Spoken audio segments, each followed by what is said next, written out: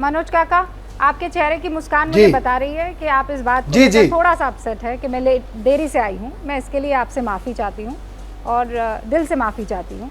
लेकिन मैं आपसे ये जानना चाह रही हूँ कि आज की तारीख में ये जब ये बहस चली तो शुरू हुई गुस्ताखे रसूल से, अलकायदा की उसमें एंट्री हुई, फिर उसके बाद इस्लाम के कुछ ब्रांचेस पर भी आ गई, लेकिन कुल मिलाकर जो राजनीति हो रही है वो इसके लिए सबसे खतरनाक है। मनोज काका,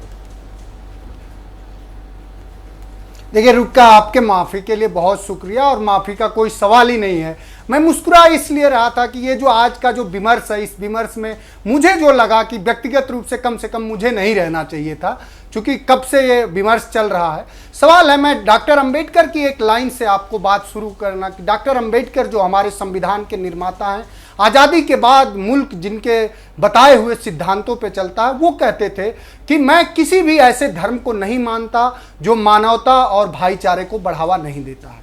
तो सवाल यह है कि अब ये बात कहाँ से शुरू हुई है, कहाँ तक जा रही है। सवाल यह है कि हमारा जो मुल्क है और जो उसकी सीधी सीधी बात है, आपके कई सारे संवादों में मैं बता चुका हूं कि एक लाइन पे हमारा मुल्क टिका है कि हम अनेकता में एकता का सिद्धांत पिरोए हुए हैं। हमारे संविधान के प्रस्तावना में बात करी गई है धर्मनिरपेक्षता की, मतलब राज का सीधा सीधा दायित्व यही है कि सभी धर्मों के प्रति वो समान भाव रखे और राज्य से जो भी संबंधित लोग हों, जो भी सरकार से। अब फ्रिंज एलिमेंट का क्या कहा जाए, अब तो हमें दुख होता है। हम लोग तो कम से कम ये जानते थे कि भारतीय जनता पार्टी के जो प्रवक्ता हैं विद्वान और विदुषी होंगे।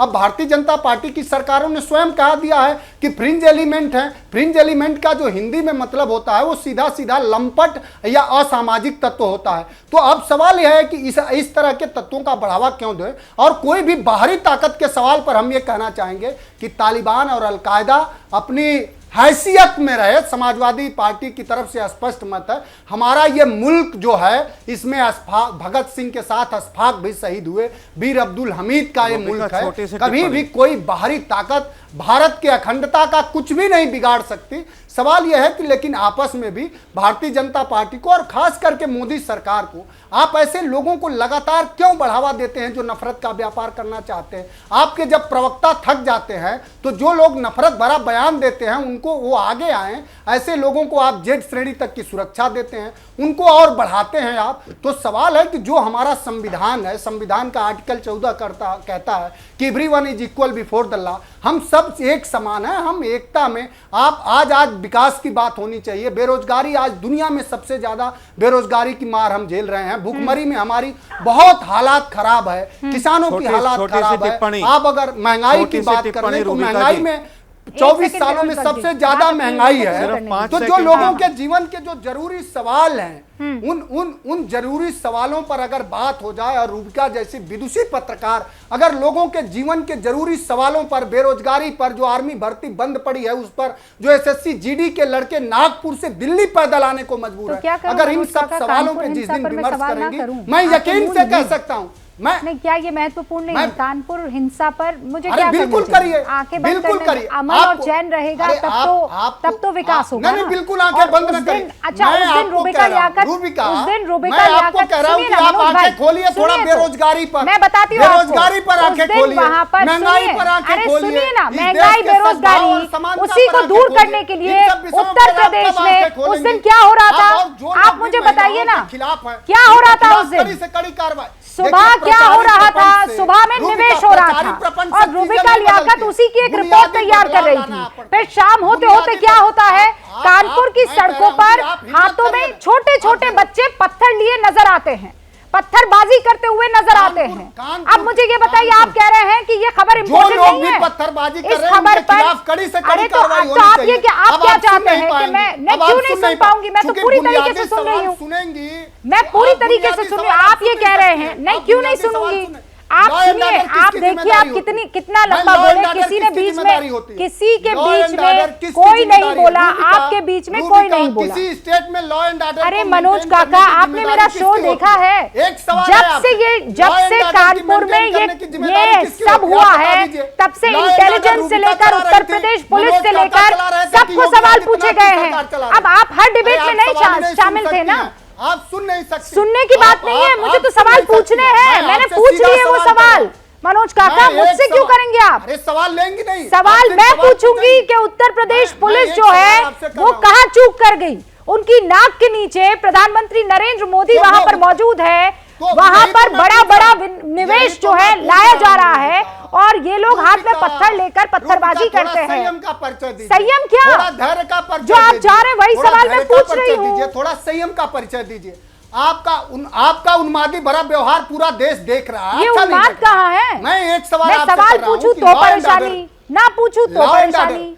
पुलिस आप चला रही थी कि पुलिस की जिम्मेदारी किसकी थी? पुलिस को और लॉ एंड ऑर्डर मेंटेन करने की प्राथमिक जिम्मेदारी होती है राज्य की।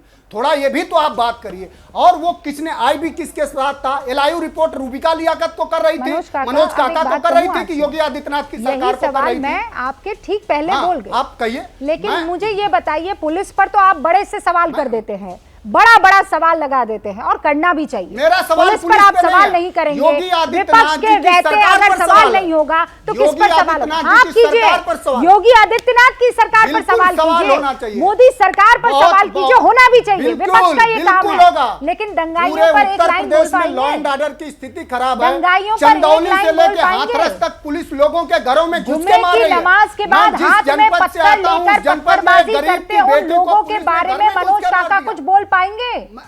जो लोग भी पत्थरबाजी करें, जो लोग भी लॉ एंड ऑर्डर अपने हाथ में लेंगे, आपके माध्यम से समाजवादी पार्टी का स्पष्ट मत है कि उनके खिलाफ कड़ी से कड़ी कार्रवाई होनी चाहिए। ये जो लोग कौन है? हम विकास के पथ पर तभी अग्रसर हो पाएंगे जब शांतिपूर्ण जो लोग कौन है? अब ये तो पुलिस बताएगी ना। जो लोग भी शामिल हो पत्थरबाजी में, चाहे अराजकता फैलाने में, चाहे उन्मादी भरा व्यवहार बात करने में, फिर वैसा तो नहीं होगा ना। नफरत फैलाने में, चाहे वो फांसी की सजा मिली थी, आप लोगों ने केस वापस लेने की बात कही थी मनोज काका, पता है ना क्या हुआ था? ये भी मेरा, सब जो जिस पर हाथ रख दूं मेरा, ऐसे नहीं चलता है ना। मेरे हिसाब से सब चले, ऐसा नहीं चलता है सर।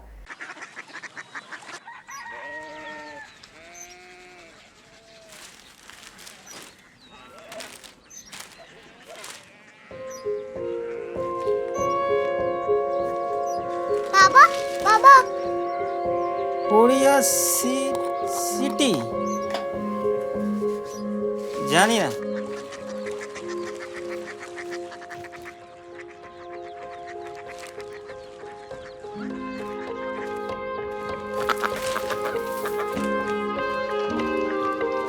Korea city? हाँ।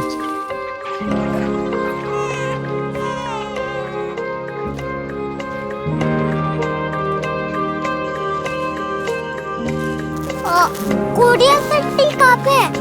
शहर अंग्रेजी लगे हैं।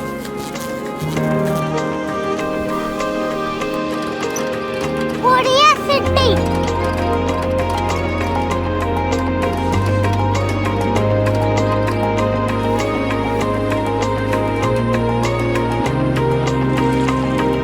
वो बहुत दूर है।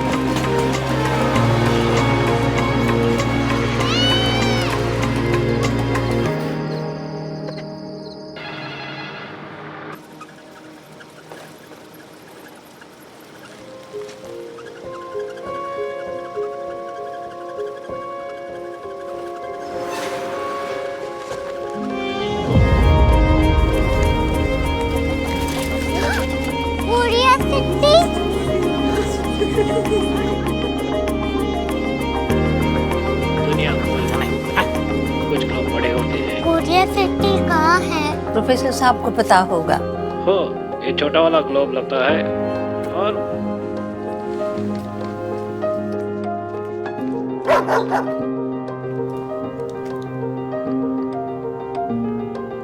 पता नहीं, मेरी बेटी से जाके मिल लो, शायद उसे मालूम हो।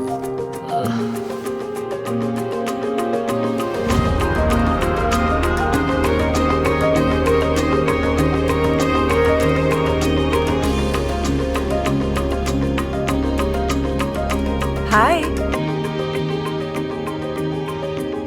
बाबा ने भेजा है। Come here. Korea city. Korea city नहीं, क्यूरियोसिटी। वो क्या? That's what brought you here? जो तुम्हें यहाँ तक ले आया। क्यूरियोसिटी।